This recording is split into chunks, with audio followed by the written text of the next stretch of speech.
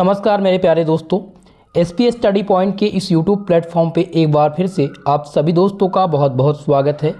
आज की इस वीडियो के माध्यम से बीएससी सेकेंड सेमेस्टर बॉटनी का मॉडल सॉल्व पेपर हम डिस्कस करने वाले हैं और इस मॉडल सॉल्व पेपर में जो प्रश्न हमने चूज किया है वो एमसीक्यू प्रकार के हैं। आज हम टॉप 100 एमसीक्यू प्रकार के प्रश्न आप सभी को सॉल्व कराने वाले हैं जो आपकी परीक्षा में इस बार पूछे जाएंगे। दोस्तों आपको बता दें, जो भी OMR बेस पर पेपर हो रहे हैं, जैसे कि सिद्धार्थ यूनिवर्सिटी का इस समय स्टार्ट है पेपर OMR बेस पर, बाकी राजा महेंद्र प्रताप अलीगढ़ विश्वविद्यालय, आगरा विश्वविद्यालय, MJPRU बरेली विश्वविद्यालय या फिर आपका महात्मा गांधी काशी विद्यापीठ हो, माँ सुकाम्बरी विश्वविद्यालय, इन सब में MCQ पैटर्न पर पेपर हो रहे हैं। तो आप सब के लिए हमारी ये वीडियो मोस्ट इम्पॉर्टेंट रहेगी और कल जिन भी स्टूडेंट का एग्ज़ाम है बॉटनी का, उन सब के लिए बहुत ही महत्वपूर्ण रहेगा। तो चलिए आज की इस क्लास को स्टार्ट करते हैं और सॉल्व करते हैं इस मॉडल सॉल्व पेपर को। चलिए, तो आपको बता दें, जो बॉटनी का पेपर टाइटल है वो है आर्गोनेटर्स एवं पादप संरचनाएं। ये आपका पेपर टाइटल है, ठीक है। और इसमें हमने बहुविकल्पीय प्रश्न चूज किया, यानी कि OMR बेस पर। तो चलिए स्टार्ट करते हैं। पहला प्रश्न आपका इसमें पूछा गया है कि जंतुओं द्वारा परागण होता है। क्वेश्चन है कि जंतुओं द्वारा परागण होता है। तो याद रखेंगे, जंतुओं के द्वारा जो परागण होता है वो ज़ूफिली में होता है। ऑप्शन ए इसमें आपका करेक्ट उत्तर है। अगला प्रश्न देखेंगे हम, दूसरा क्वेश्चन। क्वेश्चन नंबर 2 आपका है कि जानवरों द्वारा परागित होने वाला सबसे आम परिवारों में से एक है। तो सबसे आम परिवारों में से एक जो है वो क्या है? तो याद रखेंगे दोस्तों, इसमें हो जाएगा एस्टेरेसी। एस्टेरेसी जो है ये सबसे आम परिवारों में से एक है, इसलिए ऑप्शन सी आपका इसमें करेक्ट उत्तर होगा। नेक्स्ट क्वेश्चन देखेंगे हम, क्वेश्चन नंबर 3, जिसमें है कीटों द्वारा परागण कहलाता है। तो दोस्तों याद रखेंगे, कीटों के द्वारा जो परागण है वो क्या कहलाता है? वो एंटोमोफिली कहलाता है, इसलिए ऑप्शन डी इसमें आपका करेक्ट उत्तर होगा। मुझे आशा है कि आप सबको यह वीडियो पसंद आ रही होगी। सभी लोग वीडियो को लाइक शेयर अवश्य कर दीजिएगा और जो भी हमारे इस चैनल पर नए हैं, आप सबसे मेरा रिक्वेस्ट है, हमारे इस यूट्यूब चैनल को सपोर्ट कीजिएगा, चैनल को सब्सक्राइब जरूर कीजिएगा। चौथा क्वेश्चन इसमें है दोस्तों कि निम्नलिखित में से किसमें आकर्षक सहपत्र हैं। तो इनमें से जो आकर्षक सहपत्र हैं दोस्तों वो किसमें हैं? वो हैं बोगेनवेलिया में, ठीक है। इसलिए ऑप्शन बी इस क्वेश्चन का करेक्ट उत्तर होगा। पांचवा क्वेश्चन पूछा गया है कि किस फूल में फ्लाई ट्रैप मैकेनिज्म होता है। तो आपको याद रखना होगा कि जो फ्लाई ट्रैप मैकेनिज्म होता है वो होता है रैफ्लेसिया में। किसमें होता है? रैफ्लेसिया में। इसलिए ऑप्शन नंबर 20 क्वेश्चन का करेक्ट उत्तर है। अगला क्वेश्चन देखेंगे, जिसमें पूछा गया कि खाद्य पराग पैदा करता है। तो दोस्तों याद रखेंगे, जो खाद्य पराग कौन पैदा करता है? तो इसमें रोजा याद रखेंगे कि रोजा खाद्य पराग पैदा करता है, इसलिए ऑप्शन ए इस क्वेश्चन का सही उत्तर होगा। चलेंगे हम अगले क्वेश्चन की तरफ और 7वां क्वेश्चन है कि कीटों को अंडा देने के लिए सबसे सुरक्षित स्थान प्रदान करता है। तो दोस्तों याद रखेंगे, जब बात यहाँ पर कीटों की हो रही हो कि कीटों को अंडा देने के लिए सबसे सुरक्षित स्थान, तो सुरक्षित जो स्थान है वो कहाँ पर होता है? वो होता है आमोफोरफैलस में, इसलिए ऑप्शन सी इसमें आपका करेक्ट उत्तर होगा। नेक्स्ट क्वेश्चन देखेंगे दोस्तों, 8वां प्रश्न मोस्ट इंपॉर्टेंट है। 8वां क्वेश्चन है कि फूलों को बनाए रखने के लिए कीड़ों को पुरस्कार देना पड़ता है। तो फूलों को बनाए रखने के लिए कीड़ों को जो पुरस्कार देना पड़ता है वो क्या सत्य है या असत्य कथन है, ये बताना है। तो इसमें याद रखेंगे बी, ये सत्य कथन है। आपका ऑप्शन नंबर बी सही उत्तर होगा। 9वां प्रश्न है दोस्तों कि पक्षियों द्वारा परागण होता है। मोस्ट इंपॉर्टेंट क्वेश्चन है कि पक्षियों के द्वारा परागण कहाँ पर होता है। तो याद रखेंगे आप सब, पक्षियों के द्वारा जो परागण होता है वो होता है आर्नियोथोफिली में, आर्नियोथोफिली में होता है, इसलिए ऑप्शन डी इस क्वेश्चन का करेक्ट उत्तर होगा। नेक्स्ट क्वेश्चन है कि पतंगों के लिए नर्सरी प्रदान करता है। कीट पतंगों के लिए, यहाँ पर है कीट पतंगों के लिए नर्सरी प्रदान इनमें से कौन करता है? तो क्वेश्चन नंबर 10 में जो सही उत्तर होगा वो याद रखेंगे आप, हो जाएगा यक्का। यक्का जो है पतंगों के लिए नर्सरी प्रदान करता है। ऑप्शन नंबर ए इस क्वेश्चन का सही उत्तर है। क्वेश्चन नंबर 11 है दोस्तों, चमगादड़ों द्वारा परागण होता है। यह पूछा गया कि चमगादड़ के द्वारा परागण कहाँ पर होता है। तो चमगादड़ के द्वारा जो परागण होता है कायरोपेटेरोफिली में। ऑप्शन सी इसमें आपका करेक्ट उत्तर होगा। चलिए अगले क्वेश्चन की ओर, और 12 नंबर प्रश्न है कि घोंघों द्वारा परागण होता है। चलिए बताने का प्रयास कीजिएगा कि घोंघों के द्वारा परागण कहाँ पर होता है। तो याद रखेंगे दोस्तों, घोंघों के द्वारा जो परागण होता है मेलाकोफिली में। मेलाकोफिली में घोंघों के द्वारा परागण होता है, इसलिए ऑप्शन डी आपका इसमें सही उत्तर है। क्वेश्चन नंबर 13 आपका है, जो कि पूछा गया है कैलमा इडोनोमोनास का क्लोरोप्लास्ट है। तो इनमें से क्लोरोप्लास्ट कौन सा है? तो याद रखेंगे दोस्तों, क्लोरोप्लास्ट जो है वो कप के आकार का होता है, इसलिए ऑप्शन नंबर 20 क्वेश्चन का सही उत्तर है। क्वेश्चन नंबर 14 जिसमें पूछा गया है कि क्लेमा इडोमोनास में 2 कोशिकाओं के संलयन से लैंगिक प्रजनन होता है। तो जिसमें जो लैंगिक प्रजनन होता है वो समरूपता होता है। क्या होता है? समरूपता लैंगिक होता है, लैंगिक प्रजनन होता है, इसलिए ऑप्शन ए इसमें आप लगाएंगे सही उत्तर। अगला क्वेश्चन है 15 नंबर क्वेश्चन, जिसमें है कि प्रोथैलस गैमेटोफाइट बिना निषेचन के फर्न प्लांट स्पेरोफाइट को जन्म देता है, यह है। तो यह क्या है दोस्तों? याद रखेंगे ये एपोगैमी है। ऑप्शन नंबर बी आपका इसमें सही उत्तर हो जाएगा। चलिए अगले क्वेश्चन की ओर। और नेक्स्ट क्वेश्चन है 16 नंबर प्रश्न, जिसमें पूछा गया है कि मास पेरिस्टोम भाग लेता है। तो मास पेरिस्टोम जो भाग लेता है वो कहाँ पर भाग लेता है? वो बीजाणु फैलाव में भाग लेता है, इसलिए ऑप्शन ए इस क्वेश्चन का सही उत्तर होगा। और 17वें प्रश्न की ओर बढ़ेंगे।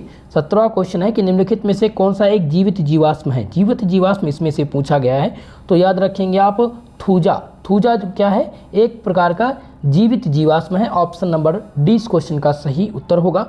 नेक्स्ट क्वेश्चन 18 नंबर, जिसमें है कि नील हरे शैवाल के हैं। ठीक है, नील हरे शैवाल हैं। चलिए बतानिए, आपको बताना है कि नील हरे शैवाल के हैं यूकैरियोट्स, प्रोकैरियोट्स या फिर रोडोफाइसी या क्लोरोफाइसी। चलिए सभी लोग उत्तर देने का प्रयास कीजिएगा। तो 18 नंबर का जो प्रश्न हो जाएगा वो हो जाएगा आपका प्रोकैरियोट। तो नीले हरे शैवाल प्रोकैरियोट्स के हैं। ऑप्शन नंबर आपका 20 में सही उत्तर है।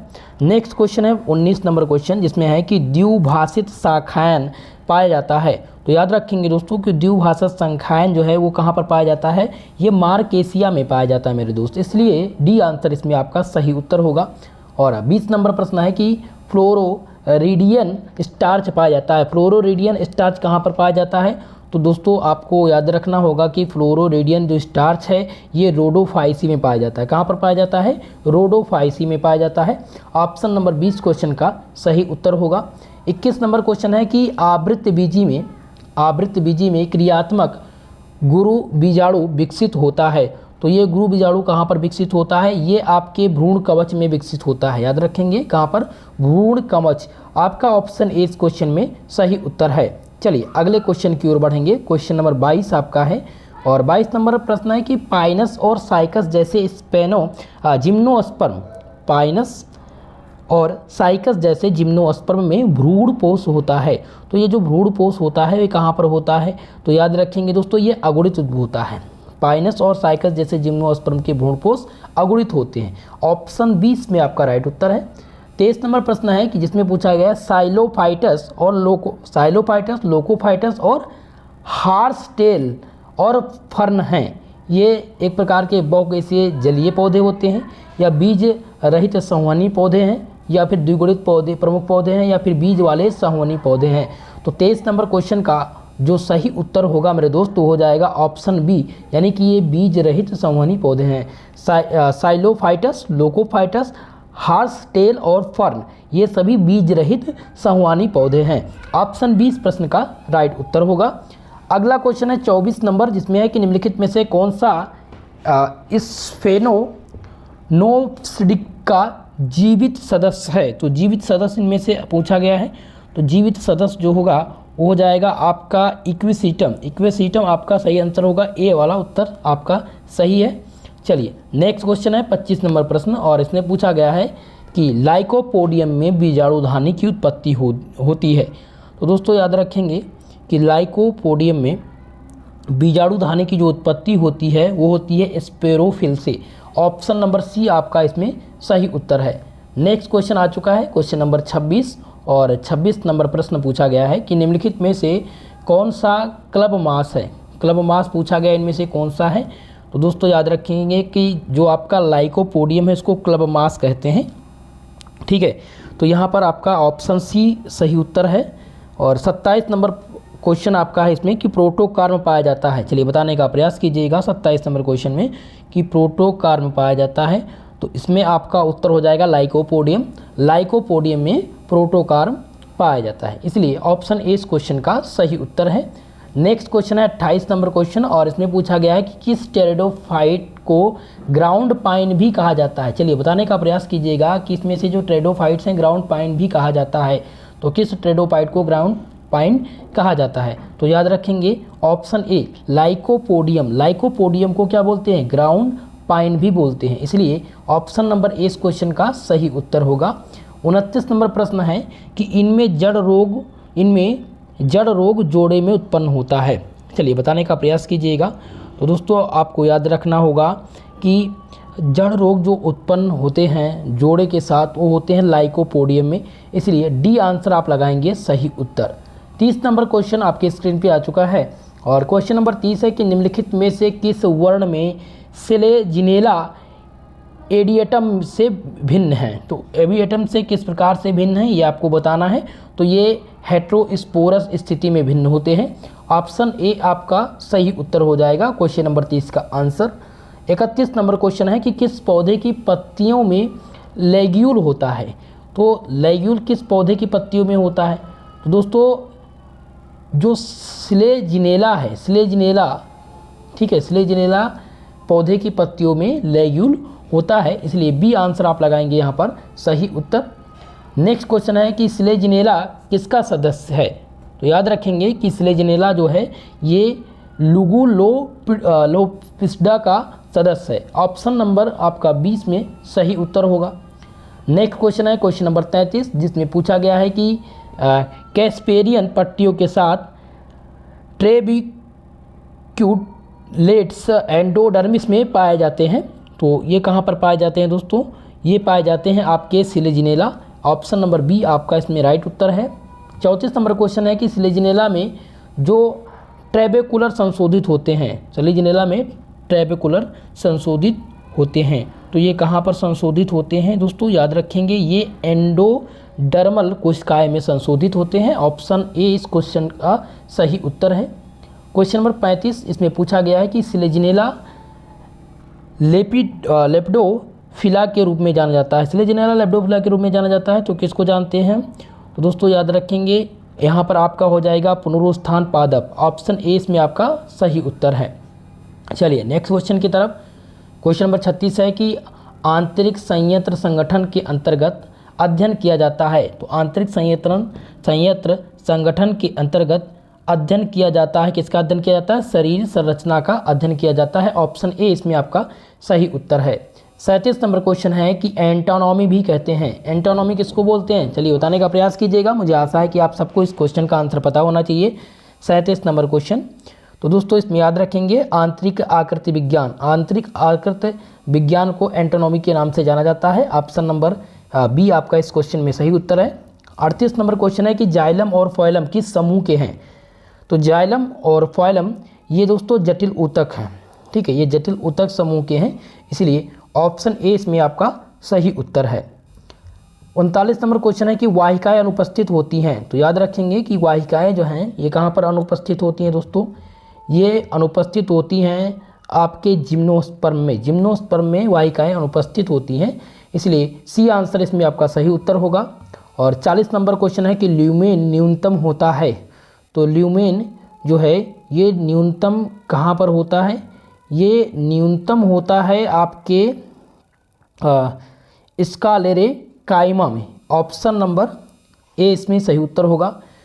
41 नंबर क्वेश्चन ध्यान दीजिएगा, जिसमें पूछा गया है कि सूट सबसे पहले कब मरता है। सूट सबसे पहले कब मरता है ये बताना है। तो इसमें सही उत्तर हो जाएगा आपका जाइलम हटा दिया जाता है। जब जाइलम को हटा दिया जाता है तो सूट सबसे पहले मर जाता है। ऑप्शन डी इसमें आपका सही उत्तर है। 42 नंबर प्रश्न है कि प्रोसेंस काइमा एक प्रकार का है। प्रोसेन काइमा एक प्रकार का होता है, तो ये एक प्रकार का क्या होता है दोस्तों, ये एक प्रकार का पैरेन काइमा होता है। ऑप्शन नंबर सी इस क्वेश्चन का करेक्ट उत्तर होगा। और 43 नंबर क्वेश्चन है कि स्रोत या भंडार क्षेत्र से जैविक पोषक तत्वों के परिवहन में भाग लेने वाले ऊतक हैं। तो इनमें जो भाग लेने वाले ऊतक हैं वो फोइलम है, इसलिए ए उत्तर आपका यहाँ पर सही आंसर है। क्वेश्चन नंबर 44 है कि चलनी नलिकाएं पोषक तत्वों के परिवहन के आदर्श होती हैं, क्योंकि इनमें होता है, इनमें क्या होता है दोस्तों, इनमें थोड़ा परिधीय साइटोप्लाज्म के साथ व्यापक लुमेन होता है, इसलिए जो चलनी नलिकाएं हैं वो पोषक तत्वों के परिवहन के लिए आदर्श होती हैं। ठीक है, तो डी आंसर आप लगाएंगे इसमें सही उत्तर। 45 नंबर क्वेश्चन है कि श्वास नली तत्व होते हैं, श्वास नली तत्व होते हैं, तो इनमें सही उत्तर आपका हो जाएगा सी, यानी कि लैगिफाइड दीवारों के साथ लंबी होते हैं। श्वास नली तत्व जो होते हैं ये लैग्निफाइड दीवारों के साथ लंबी होते हैं। ऑप्शन नंबर सी इस क्वेश्चन का सही उत्तर है। क्वेश्चन नंबर 46 है कि मृदुतक शब्द किसके द्वारा प्रस्तुत किया गया था? मृदुतक शब्द किसके द्वारा दिया गया था? तो ये शब्द जो दिया गया था ये दिया गया था दोस्तों किसके द्वारा? गुरु के द्वारा। ऑप्शन नंबर बी आपका सही उत्तर होगा। और 47 नंबर क्वेश्चन है कि स्केलराइट्स एक क्या है? तो स्केलराइट्स एक व्यक्तिगत स्क्लेरोकाइमाइटस कोशिका है। ऑप्शन नंबर बी इस क्वेश्चन का सही उत्तर होगा। और 48 नंबर क्वेश्चन है केंद्रापसारक जाइलम होता है, केंद्रापसारक जाइलम होता है। तो केंद्रापसारक जाइलम जो होता है वो तना होता है एक प्रकार का, इसलिए ऑप्शन ए लगाएंगे आप सही उत्तर। 49 नंबर क्वेश्चन है, क्वेश्चन नंबर 49 ध्यान दीजिएगा, इसमें है कि चालनी नालियों का कार्य, चालनी नालियों का कार्य इनमें से कौन सा है? तो चालनी नालियों का जो कार्य है वो है इसमें से जैविक भोजनों का अनुवाद करना। ऑप्शन बी इस क्वेश्चन का सही उत्तर होगा। दोस्तों समय का अभाव होते हुए आज की इस क्लास में हमने 49 क्वेश्चन ही एमसीक्यू के सेलेक्ट किए थे, और ये इस प्रकार के एमसीक्यू क्वेश्चन थे जो आपके पेपर में पूछे जाने हैं। ठीक है, यहाँ से लगभग क्वेश्चन पेपर में बनेंगे। बाकी आज मैं अभी पीडीएफ आपको प्रोवाइड करा दूंगा टेलीग्राम चैनल पर, जिसमें लगभग 500 प्लस एमसीक्यू प्रश्न हैं विथ आंसर, तो उनको एक बार आप ज़रूर देख लीजिएगा। कल के पेपर में आप अच्छा करके आएंगे, मेरी गारंटी है। दोस्तों माफ़ी चाहूँगा क्योंकि 2 दिनों से घर में शादी का फंक्शन था और 2 से 3 दिन में लगभग क्लास नहीं ले पाया हूँ, और आप सबका कल पेपर ही है। बहुत सारे विद्यार्थी जिनका जैसे सिद्धार्थ यूनिवर्सिटी का पेपर चल रहा है तो उनके पेपर तो कल ही हैं। बाकी स्टूडेंट के लिए तो हेल्प हो जाएगी, लेकिन सिद्धार्थ यूनिवर्सिटी के दोस्तों के लिए मैं बहुत हेल्प नहीं कर पाया, इसलिए आप सबसे क्षमा प्रार्थी हूँ। लेकिन आगे के जो पेपर आपके हैं उसके लिए मैं बेटर करने का प्रयास करूँगा। सभी लोग साथ बदलने का प्रयास कीजिएगा दोस्तों। तो वीडियो को लाइक शेयर करना मत भूलिएगा, और अगर हमारे इस यूट्यूब चैनल पर नए हैं प्लीज़ आप सबसे रिक्वेस्ट है हमारे इस यूट्यूब चैनल को सब्सक्राइब जरूर कर लीजिएगा। आज के लिए बस इतना ही, मिलते हैं किसी नेक्स्ट वीडियो के साथ, तब तक के लिए जय हिंद जय भारत।